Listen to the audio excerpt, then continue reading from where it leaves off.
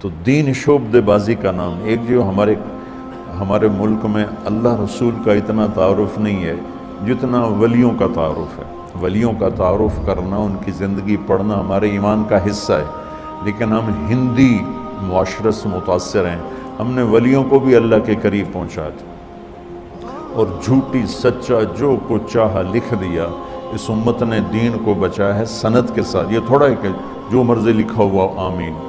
شیخ عبد القادر جیلانی رحمۃ اللہ تبارک و تعالیٰ علیہ پیران پیر ہیں، اس میں کوئی دوسری رائے ہے ہی نہیں کہ وہ ولایت کے مقام میں سب سے اوپر ہیں. اللہ نے ان کو یہ مقام دیا ہے.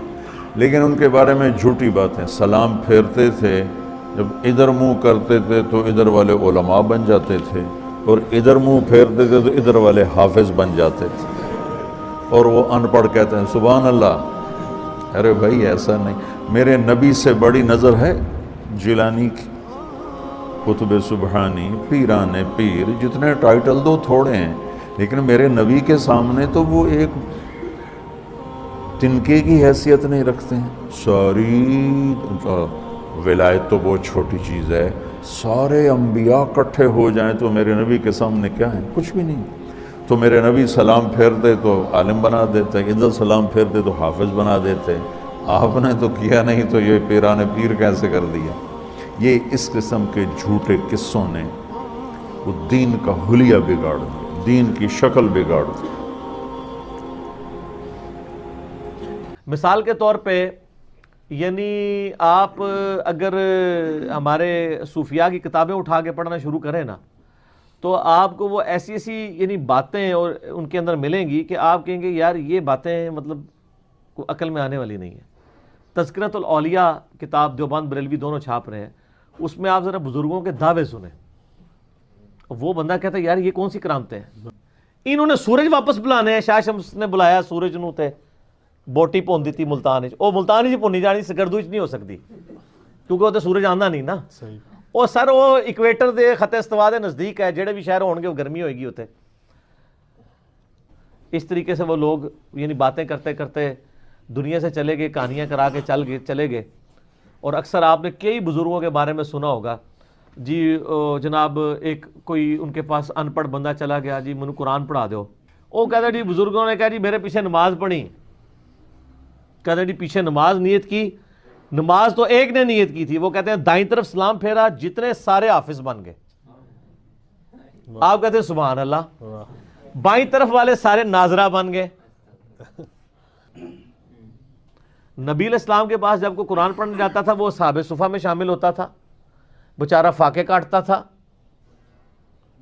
نبی علیہ السلام سے دین سیکھتا تھا، اس شخصیت سے جس کا کام تھا دین پھیلانا. حتیٰ کہ مسند احمد میں اگر آپ دیکھیں تو غزوہ بدر میں کچھ قیدی کافروں کے اس شرط پہ چھوڑے گئے تھے کہ 10 مسلمانوں کو لکھنا پڑھنا سکھا دیں. کافروں سے لکھنا پڑھنا سکھایا جا رہا ہے. نبی علیہ السلام نے کوئی نگاہ نہیں ماری، مولا علی نے کوئی نگاہ نہیں ماری، ابو بکر نے کوئی نگاہ نہیں ماری.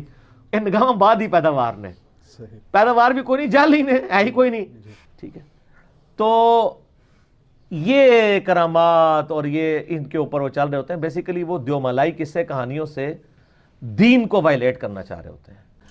ڈاکٹرائن کے طور پہ کرامات کو ماننا ضروری ہے کہ کرامت ایگزسٹ کرتی ہے، معجزہ ایگزسٹ کرتا ہے، اس سے تو کسی کو انکار نہیں ہے. ہم کہانیوں کے خلاف ہیں کہ وہ کہانیاں ثابت بھی ہونی چاہیے. آپ پھر ایسی سی کہانیاں کراتے ہیں کہ جن کا پریکٹیکلی پروف کوئی نہیں ہوتا، الٹا اسلام کی دشمنی کا باعث وہ بن جاتی ہیں، تو ان کہانیوں کو تو نہیں ہم مانیں گے. یہ کرامت کسی کے اختیار میں نہیں ہوتی ہے کہ کوئی کر کے دکھا سکے، تا وقت ہے کہ اللہ تعالیٰ کسی معاملے میں کوئی معجزہ تفویض نہ کر دے. جیسا کہ موسیٰ علیہ السلام کو ایک پرماننٹلی معجزہ اٹیچ تھا کہ وہ عصا پھینکتے تھے وہ سانپ بن جاتا تھا، لیکن جب پہلی دفعہ بنا اس وقت موسیٰ علیہ السلام بھی ڈر کے، قرآن پاک میں آتا ہے اس لیے کہ ان کو پتہ ہی نہیں تھا یہ ہو جانا ہے. اس کا مطلب ہے کہ انہوں نے نہیں کیا تھا، خود کیا ہوتا تو اینڈ رزلٹ کا پتہ ہوتا انہیں. یہ تو سر حال ہے معجزوں کا. تو کرامات تو چھوٹی چیز ہے، وہ تو اولیاء اللہ سے ریلیٹڈ ہے. تفویض والا معاملہ کوئی نہیں ہوتا کہ آپ کہیں کہ کسی کی کیپیبلٹی یا کمپیٹنسی آ جاتی ہے. اس میں آصف بن برخیہ والا ایک واقعہ، آصف بن برخیہ کا نام تو کسی حدیث کے اندر نہیں آیا، وہ اسرائیلی روایتوں کے اندر ہے، وہ پیش کر دیتے ہیں. اس کی کوئی ڈیٹیل نہیں کہ وہ بندہ کون تھا، فرشتہ تھا، جن تھا، نبی تھا، اور اس کی بنیاد پہ پوری ایک ڈاکٹرائن کھڑی کی ہے میں نے اس حوالے سے بھی تخت بلقیس کے واقعے کو اس میں ڈسکس کیا. کہتے ہیں جی ایک بزرگ تھے جی, انہوں نے ایک دن بیٹھ کے حساب لگایا کہ میری زندگی کتنی ہے. تو ان کو پتہ چلا 60 سال ہے. وہ کہتے ہیں جی اگر میں نے روزانہ بھی ایک گناہ کیا ہو تو 60 ملٹیپلائڈ بائی 365, یہ تو پتہ نہیں انہوں نے آندہ بھی ایسی کہ نہیں, بل میں اس نے ذہن رکھنا کہ انہوں نے ملٹیپلائی کر لیا ہوئے گا. اچھا کر کے تو وہ انہوں نے کیلکولیٹ کیا تو وہ جناب وہ تو پتہ نہیں کتنے ہزاروں گنا ان کا, تو میں نے تو کئی دن ایک سے زیادہ بھی کیے ہیں, تو یہ تو لاکھوں گنا ہے. ایک چیخ ماری اور روح پرواز کر گئی. سبحان اللہ, سبحان اللہ. لیکن یہ پہلے ہوتا تھا. اب لوگ پوچھتے ہیں کہ سر یہ چیخ انہوں نے ماری اور حساب کتاب سارا خود کیا, یہ آپ کو بتایا کس نے کہ یہ ہو گیا تھا؟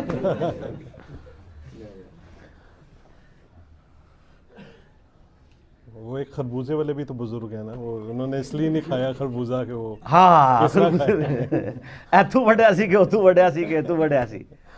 ٹھیک ہے جی. تو آپ یہ دیکھیں, اس پہ میں نے ایک اور بھی کئی یہ ویسے کرنی کے بارے میں جو انہوں نے مشہور کیا ہوا ہے کہ جی انہوں نے کیا پتہ نہیں اے دند ٹوٹیا سی, اے ٹوٹیا سی, اے سارے ہی توڑ دی. کتنا بڑا جھوٹ بند ہے. یعنی ایک فیبریکیٹڈ چیز ان کی طرف منسوب کی ہے, اور پھر اس پہ جھوٹ بولا ہے جی کیلا نازل ہوا ہے جی ویسے کرنے کے لیے.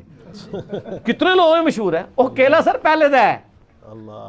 ٹھیک ہے, ویسے کرنی ایسے نہیں نازل ہوا ہے. گورے آگے نہ گل کریو, پہلے ہی بڑے بے عزت ہو رہے ہیں مسلمان. میں اس لیے کہتا ہوں کہ اللہ کا شکر ہے کہ ہمارے علماء کو انگلش نہیں آتی اور گوروں کو اردو نہیں آتی, ورنہ بڑی مشکل کھڑی ہو جاتی.